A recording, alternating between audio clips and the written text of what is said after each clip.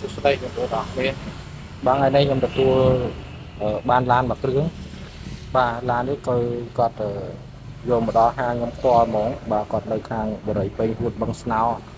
បាទប្រភេទឡាននេះគឺអាការៈវាទី1អាគុយគាត់ទិញដូរហើយប៉ុន្តែជន់ក្រាវល់កង់ហើយបើកកុងតាក់គាត់មានភ្លើងដែរបាទ MP3 គាត់លឺដែរអញ្ចឹងគាត់បានដឹកយកមកឲ្យខ្ញុំដើមឡើយគាត់ជួយខ្លួនឯងទេតែជួបបកគឺដូរអាគុយថ្មីនេះបាទអញ្ចឹងចំពោះខ្ញុំយកមកដល់គឺទី1វាដាច់ខ្សែភ្លើងកុងតាក់ហើយទី2បញ្ហាបតបាទខ្ញុំដូរបតថ្មីបាទនេះបតចាស់វាបាទនេះបតចាស់វាអានេះបតថ្មីដូរបតទៅវាដំណើរការហើយចំពោះពូល MP3 អីលឺធម្មតាបាទទី1វាដាច់ខ្សែនេះខ្សែកុងតាក់ភ្លើងខ្សែកុងតាក់ភ្លើងហ្នឹងវាដាច់បដូរខាងក្នុងខ្ញុំវាស់ហ្មងឃើញបាទឥឡូវយកធ្វើការតេស្តបាទដាក់នេះស្រួលបងប្អូនមើលបាទសោនេះដើរការហើយពូលនេះក៏មានភ្លើងដែរ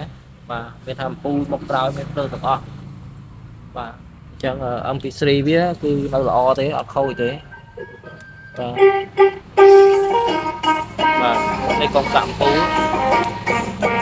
អញ្ចឹងអានេះលេខបាទអានេះលេខទៅមុខបាទនេះគេនេះតាមទៅអត់ហើយនេះអានេះប្រើម៉ូទ័រ2គ្រាប់បងប្រើម៉ូទ័រ2គ្រាប់នេះមុខបាទនេះលេខយ៉ែ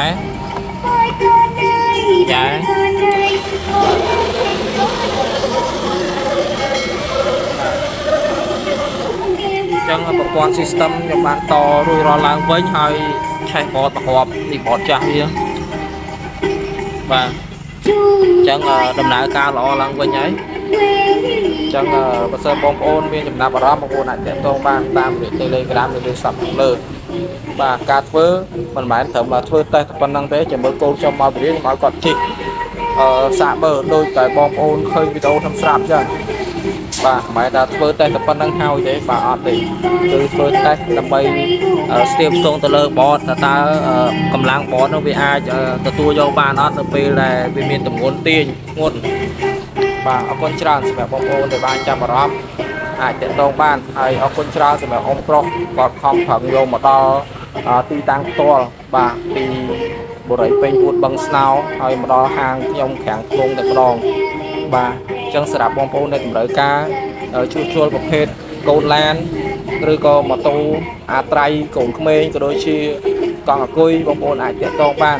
ខ្ញុំទទួលសេវាកម្មជួសជុលគ្រប់ប្រភេទតែម្ដងបាទប្រកបទៅដោយគុណភាពខ្ពស់បាទអរគុណច្រើនសម្រាប់បងប្អូនដែលបានទស្សនាដែលធ្លាប់តែតាមដានកន្លងមកបាទអញ្ចឹងបងប្អូនកុំភ្លេចបើគិតថាវីដេអូនេះជាការចែកម្លែកជួយបងប្អូនវាអត្ថប្រយោជន៍បងប្អូនជួយ like ជួយ share ចុច subscribe ចំណែកនេះរបស់ខ្ញុំផងដើម្បីទទួលបានវីដេអូថ្មីៗជាបន្តទៀតបាទអញ្ចឹងភាគច្រើនគឺបញ្ហាប្រភេទឡាននេះភាគច្រើនគឺខូចបតតែម្ដងបងទុកចោលយូរគឺខូចបតហើយទី1វាត្រូវភ្លើងត្រូវទឹកត្រូវអីវាស្នឹមអញ្ចឹងវាងាយខូចណាស់បាទអរគុណ